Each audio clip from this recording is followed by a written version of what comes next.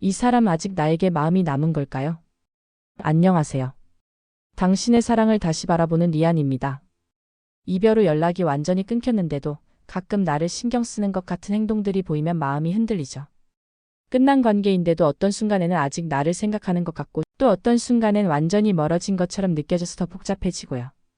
많은 분들이 힘들다는 티를 내거나 새벽에 카톡을 보내고 감성글을 올리는 대놓고 보이는 신호를 떠올리지만 진짜 미련이 남아있는 사람들은 그렇게 단순하게 움직이지 않습니다.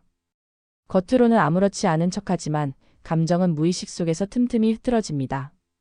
특히 관계가 깊었거나 자존심이 강하거나 감정을 직접 표현하지 못하는 사람일수록 직접적인 연락 대신 우회적인 행동으로 마음이 드러나죠.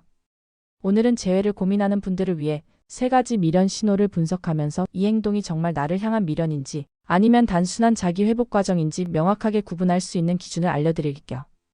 이 기준을 알면 헷갈리는 행동에 휘둘리지 않고 지금 어떤 선택을 해야 하는지도 훨씬 선명해질 거예요. 첫 번째, 평소에 하지 않던 행동들을 할 때.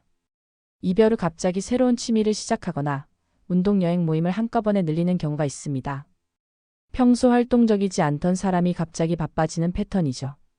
그리고 취미가 없던 사람이 SNS에 매일 새로운 일상을 올리는 경우가 있습니다. 이는 단순한 변화가 아니라 헤어진 후 찾아오는 극심한 공허감과 우울감을 억지로 밀어내기 위한 뇌의 방어 기제입니다. 텅 빈 감정의 자리를 메우기 위해 도파민을 일시적으로 분비하며 잠시 의욕이 올라오는 현상이죠. 겉으론 나는 괜찮다고 말하는 듯하지만 중요한 건 행동 자체가 아니라 의도입니다. 만약 그 사람이 이별을 극복하는 중이라면 자신을 위한 변화와 성장에 초점을 맞춥니다. 새로운 활동을 통해 얻는 내적인 만족, 즉 내가 최우선이 되는 거죠. 하지만 진짜 미련이 남아있다면 그 의도는 완전히 달라집니다. 잘 지내는 척하는 모습을 상대에게 보여주기 위해 변화를 선택합니다.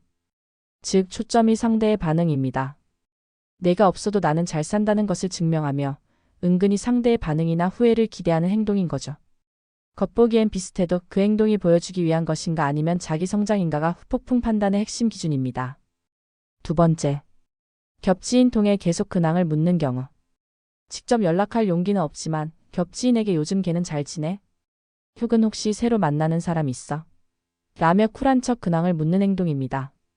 이것은 단순한 호기심이 아니라 상대가 나를 완전히 벗어나지 않았으면 좋겠다는 무의식적인 탐색 행동입니다. 직접 연락하면 구질구질해 보일까봐 두려워서 가장 안전한 거리인 겹지인을 통해 나의 근황을 염탐하고 관심을 완전히 끊지 못하고 있는 상태를 드러내는 것입니다. 하지만 여기서 진짜 미련인지를 구분하는 핵심은 후속 행동입니다. 만약 단순한 궁금증이었다면 내 근황을 듣고 그렇구나 하고 대화가 끝납니다. 정보 확인 후에는 더 이상 나와 관련된 행동이 이어지지 않습니다. 반면 진짜 미련이 남아있는 경우는 다릅니다. 예를 들면 내 근황을 듣고 난 후 며칠 뒤 나와 관련된 SNS 게시물에 반응을 남기거나 둘만의 추억이 담긴 장소 사진을 올리거나 프사를 갑자기 바꾸는 등의 간접적인 행동을 하는 거죠.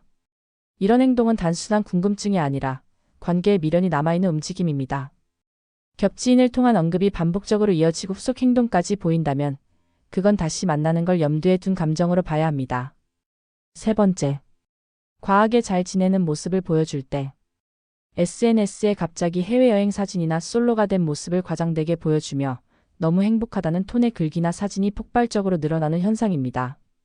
정말로 괜찮고 평온한 사람은 자신의 행복을 굳이 만천하에 증명하지 않습니다. 그런데 이별 직후 갑자기 과하게 밝아지는 건 나 이렇게 잘 지내라는 메시지 속에 너도 보고 있지? 라는 무의식이 숨어 있습니다. 이걸 가치 증명 심리라고 합니다.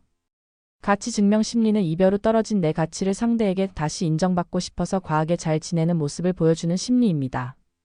겉으로는 자신감처럼 보이지만 속으로는 나를 다시 봐줘라는 불안이 작게 숨겨져 있는 상태죠. 건강한 회복이라면 천천히 자연스럽게 본인의 만족에 집중하며 안정감을 보입니다. 하지만 미련이 남아있다면 짧은 기간 안에 갑작스럽고 과하고 인위적으로 밝아집니다. 행복을 보여주기 위한 도구로 사용하기 때문에 행동의 빈도와 결이 부자연스러워 보일 수 있습니다. 즉 이때 핵심 판단 기준은 행동이 흐름이 자연스러운지 아니면 누군가를 향해서 과하게 강조되고 있는지 봐야 합니다. 이별 후 나타나는 모든 변화가 후폭풍은 아닙니다. 이별 후에는 누구에게나 감정적인 변화가 일어나고 평소와 다른 행동이 나타날 수 있기 때문이죠. 그래서 중요한 건 그 사람이 무엇을 했느냐가 아니라 왜 그렇게 했느냐입니다. 따라서 우리는 그 변화가 후폭풍인지 아니면 순간적인 미련 혹은 자신의 회복을 위한 행동인지 구분해야 합니다. 진짜 미련이 남아 후폭풍을 겪는 경우에는 언제나 관계 복원을 전제로 한 행동을 보입니다.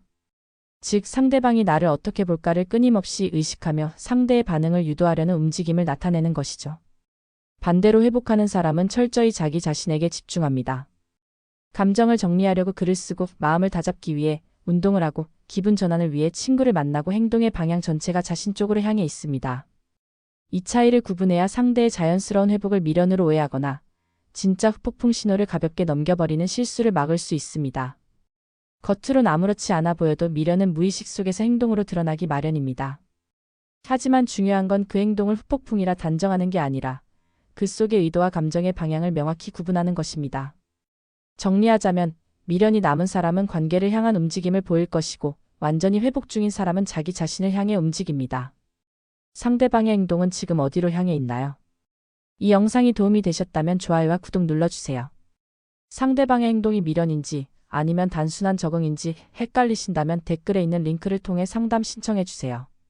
감정의 방향을 정확히 해석할 수 있도록 도와드리겠습니다. 다음 영상에서도 당신의 사랑을 다시 분석해드리겠습니다. 당신의 사랑 다시 이어질 수 있습니다.